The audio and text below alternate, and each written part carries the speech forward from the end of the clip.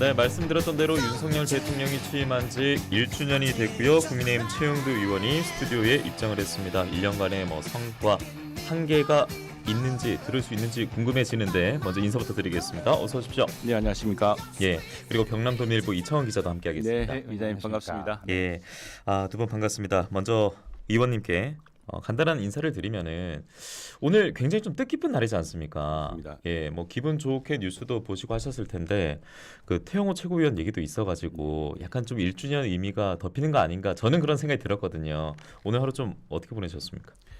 네, 그만큼 급변하고 있고 이게 국내적인 문제는 사실은 국내 정치가 좀 잘하면 되고 여야가 서로 협력하면 되는데 지금 대외 환경, 예. 국제 환경이 너무 어렵습니다. 아마 70년 이래로 이렇게 어려웠던 시기는 없을 것 같은데 뭐냐니까 이른바 힘에 의한 현상 변경이라는 것이 지금 국제사회의 큰 도전으로 등장했습니다. 예. 첫 번째는 러시아의 우크라이나 침공이었습니다. 그게 작년 이맘때 본격화되었습니다. 대통령 취임 준비 시기에 본격화되었고 또 중국도 이제 대국 굴기가 본격화되면서 시진핑 이제 황제 체제가 사실 들어선 겁니다. 예. 그러면서 남진아해라든가 또 대만에 대해서 전에 없는 이른바 전랑 외교, 상대방에 급도 주고 아주 최근에 그 프랑스 대사 예. 프랑스 중국 대사가 경질됐습니다만 유럽을 경악시켰던 발언을 하지 않았습니까? 이 국제 질서를 완전히 무시하는 그런 발언을 했거든요. 예. 이제 그런 국제 환경이라는 게 바로 국제 공급망 위기를 또 불렀습니다. 이제 서로 의존할 수 없는 중국과 미국이 디커플링되고 또 러시아와 침공으로 유럽 전체가 교란해서 빠졌습니다. 예. 그런 상황에서 이게 대통령 취임을 맡게 되니까 국내적으로 더 노력해야 되지만 국내적으로 더 노력하고 더 화합을 했어도 부족한 환경이었다. 근데 그 내부적으로도 우리 대통령의 또 이제 한 번도 국회 정치를 안 해보신 분이지 않습니까? 정치 신인 대통령. 예, 정치 신이다 보니까 그 동안에 시행착오가 솔직히 있었고요. 네. 예, 있었고 이제 이게 2년차를 맞았기 때문에 제가 한다 생각하는데 그와 함께 대외적 환경이 특히 심각했다 예. 이런 말씀드리고 싶습니다. 그래서 이제 외교나 안보 이슈에 대해서도 그렇습니다. 잠시 후에 저희가 시간이 되면은 질문 드릴 건데 어쨌든 이제 국민들이 바라보는 수치 그리고 바로미터 척 돌아볼 수 있는 것은 여론조사가 될 수 있지 않습니까? 물론 지금 의원님도 알고 계시겠습니다만 MBC가 취임 1주년 맞이 여론조사를 실시했거든요. 국정 운영 잘하고 있다가 36.1%, 잘 못하고 있다가 59.5%였고 국정을 운영하는 스타일 화법이 될 수도 있겠고 언행이 될 수도 있겠습니다만 독선적인 국정 운영으로 소통이 부족하다라고 63.2%가 응답을 했고 결단력 있게 국정 운영을 하면서 추진력이 강하다고 본다. 이 응답은 33.8%였습니다.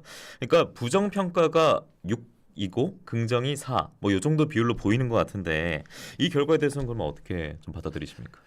그런 시행착오가 다 드러난 결과라고 봐야겠죠. 소통 부족은 사실 좀 약간 아쉽기도 하고 안타까운 대목도 있는데 소통을 잘하려고 사실 청와대에서 나왔던 겁니다. 청와대가 이제 아무래도 구중근거리다 말이다 보니까 용산으로 나와서 그리고 용산으로 나오다 보니까 대통령 출퇴근 시간에 매번 기자들과 마주치게 됐습니다. 도어스태핑이라는 걸 했는데 지금은 잠정 거기서 잠정 중단된 사태죠.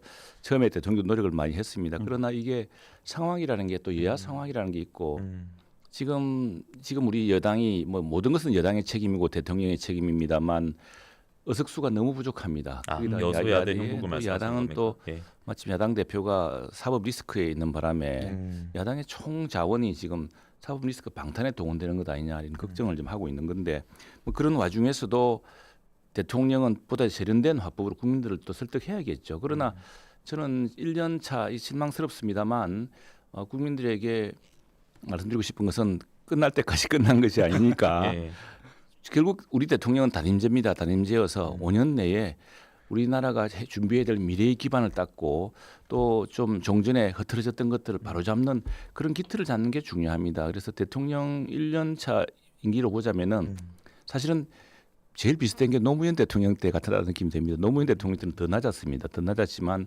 노무현 대통령은 사실은 처음에는 보수들이 걱정도 많이 하고 했지만 한미 FTA라고 하는 우리나라를 통상국가로서 세계에 우뚝 세우는 그런 역사적 결단을 했고 또 한미 동맹도 굉장히 강화를 시켰고 그런 적이 있었습니다. 그런 것처럼 역사적인 결론, 역사적인 어떤 성과 또 이것은 지금 1년만이 아니라 내년에 2년, 3년을 거치면서 더 잘하게 되도록 하는 거 이게 더 중요하지 않나 싶습니다. 예, 여기서 이제 외교 안보 이슈에 대해서 이창 네. 기자가 물어볼 텐데 네, 앞서 네. 그 이재명 당대표 얘기가 네. 이제 사법 리스크에서 나왔기 때문에 네. 네. 그냥 궁금해서 여쭤보겠습니다. 네, 네. 의원님 만나기 전에 기사를 검색해 보니까 네. 그 사법 리스크라고 말하는 이재명 당대표와 네. 그 홍준표 대구시장이 만났더라고요. 네, 이 대구에서 만났는데 그 홍준표 대구시장이 정치를 모르는 사람이 대통령실에 있다.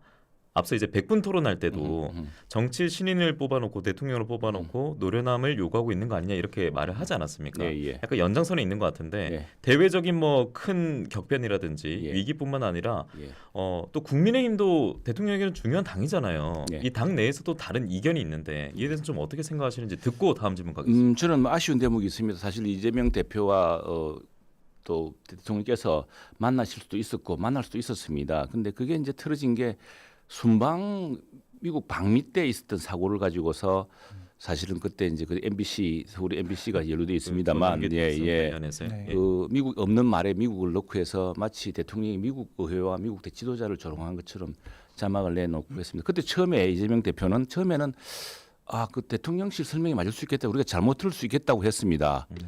그때 만일 그때 정말 진짜로 큰 지도자로서 대통령과 그리고 시정 연설 때 만나서 풀 기회가 있었는데 그 뒤로 뭐 전부 뭐 당 대표 최고위원회 회의에서 바이든 날리면 이어달리기로 조롱을 하고 특히 난 이 최악인 것은 지금 우리는 저 대통령실보다요 책임은 대통령이시지만 국회가 훨씬 힘이 강합니다.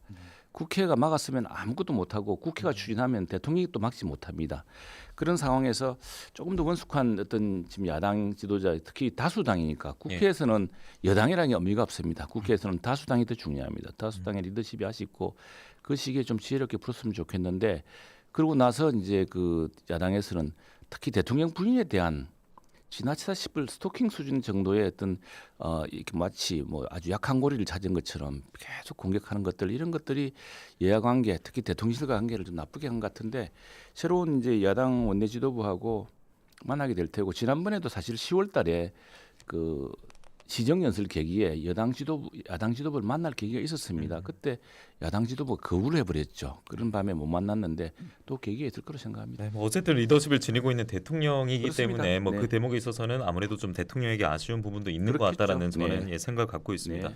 자 그렇다면 이제 국민의힘은 총선도 중요할 텐데 그 가는 과정 속에 외교 이 문제는 좀 잘 해결하고 있는지 네, 예, 네. 기자님이 질문드리겠습니다. 그렇죠. 아까 의원님도 이제 네. 대외적인 환경의 어려움을 말씀하셨지만 네. 지난 국정 운영의 1년을 돌아봤을 때 긍정적으로 평가하신 분들이 가장 잘했다고 또 꼽은 점이 네. 주변 국가의 외교 안보 정책이었고 반대로 부정적인 1순위도 외교 안보 정책이었더라고요. 예. 그러니까 한미일의 뭐 안보 동맹은 강했지만 상대적으로 북중러와의 관계는 좀 소원해지지 않았나 이런 평가가 나오고 있는데 의원님 보시기에 이번 윤석열 정부의 외교 안보 정책 네. 어떻게 평가하고 계신지? 이게 참 윤석열 정부로서는 가장 큰 도전이고 우리 대한민국 국회가 전체가 아는 큰 도전이라 생각합니다. 지금 우리는 다 평화로운 시기 동북아 서로 공존하고 핵이 없는 한반도를 바라고 있지 않습니까? 그러나 상황은 점점 우리 기대와 거꾸로 가고 있습니다. 남북한은 벌써 30년 전에 비핵화 공동선언을 했습니다. 민족끼리 약속을 했습니다. 우리는 이제 핵이 없습니다. 최근에 뭐 전술핵을 다시 들어오자 말했지만 그거 안 하기로 하지 않았습니까? 그렇죠. 그런데 북한은 점점 핵무력을 강화하고 있지 않습니까? 노골적으로 서울을 위협하고 있습니다. 또 일본 열도를 위협하고 있고 미국까지 위협하고 있지 않습니까? 거기에다가 러시아의 경우가 러시아가 제일 안타까운 대목인데 푸틴이 이제 그런 결정에 따라서 말하자면 아까 말씀드렸다시피 힘의 무력에 의한 일방적 현상 변경 이게 국제 질서를 제일 위태롭게 하는 거거든요. 만일 뭐 센카쿠 전례도 있고 또 우리 독도 있습니다만 무력에 의한 현상 변경이라는 그걸 강제 점령하는 겁니다. 그러면 그 나라 관계라든가 국제 질서가 요동을 치겠죠. 지금 그런 상황을 맞았는데 많은 국민들은 왜 우리가 과거로 돌아가지 못하느냐, 과거의 그 평화와 번영을 함께 누리지 못하겠냐고 이제 걱정을 하시는데 실제로 다 그렇게 하고 싶죠. 그러나 상황이 외부 상황이 그렇게 돌아가고 있지 않다는 점 하나. 그래서 이 경랑 속에서 우리는 어떤 이 경랑을 헤쳐나가는 준비를 해야 되는데 가장 중요한 것은 우리는 핵을 가질 수가 없습니다. 그러니까 북한의 핵 미사일 위협에 단호하게 맞설 수 있는 것, 말하자면 철저한 방어가 제일 중요하겠죠. 그건 방어 미사일 시스템 같은 게 되겠고요. 그다음에 북한으로서도 잘못 공격했다가 전멸할 수 있다는 어떤 위기감, 스스로도 북한도 함부로 할 수 없도록 하는 그런 어떤 힘의 균형 같은 게 필요하겠죠. 그런 게 하나 있고 그 과정에서 지금 북한의 비핵화만 하더라도 러시아와 중국이 도와주고 있지 않습니다. 예, 그건 뭐 다른 여러 가지 자기 자국의 계산에 의한 것일 텐데 예. 그러다 보니 외롭게 이 문제에 지금 맞설 상황이 되었고요. 그다음에 중국만 하더라도 우리가 사드를 도입했을 때 중국은 그 사드를 가지고 보복을 하지 않았습니까? 그러니까 지금 그렇다면은 우리 당시에 우리 정부로서는 그렇다면 북한이 핵미사일 도발을 강화하지 못하도록 도와달라고 그건 또 도와주지 않아요. 그런 이제 어려운 상황이 있는 것이죠. 근데 그런 과정에 지금 중국은 이제 자국의 그 산업화가 성공하면서 점점 수입 대체를 줄여 나가고 있습니다. 우리에 대한 의존도 우리는 이제 반도체하고 어쩌면 중국이 가장 필요한 것은 우리 남해안의 수산물하고 우리 반도체 물일 거라 생각이 듭니다. 예. 예, 알겠습니다. 아무래도 하실 말씀이 많다 보니까 네, 좀 네. 질문을 더 드려야 되는데 네. 제가 좀 다 많이 끝났습니까? 건너뛰어야 될 것 같습니다. 아닙니다. 끝나진 않았습니다. 예, 시간은 남아 있는데요. 네, 네. 너무 이제 좀 해외로 도는 것 그렇습니다. 같아서 국내 이야기할 국내로 때. 들어와 네. 보도록 하죠. 뭐 최근 양곡관리법 이제 대통령 거부권 행사 네. 1호가 있었고, 예, 윤석열 대통령 네, 네. 이번 국정 운영에 있어서요. 그리고 요즘 뜨거운 것은 간호법이죠. 아시다시피 간호법이죠. 네, 네. 근데 윤 대통령의 공약이었다. 뭐 이재명 대표 이렇게 얘기하더라고요. 대선 때 윤석열 후보 캠프에 정책본부장이 공개적으로 말하기도 했었다라고 밝혔던데 공약이었다 아니다. 윤 대통령의 네. 시작해서 의료 대란까지 지금 이어지고 있는 간호법 제정인데 원만한 해결 방법을 정부가 지금 잘 찾고 있다고 보시는지 예, 국민들 걱정이 참 많습니다. 노력을 하고 있습니다. 우선에 이 민주당 시절 5년 동안 왜 못했습니까? 이 문제는 이게 엄청난 갈등이 있기 때문에 그렇습니다. 요 간호법은 왜 간호사법이 아니고 간호법이냐 그러면 간호라는 걸 하나의 독자적인 의료 행위로 간주하기 때문에 그렇습니다. 여기에 대해서 이제 의사 단체 또 간호조무사 단체 또 무슨 전문 의료인 단체들이 있습니다.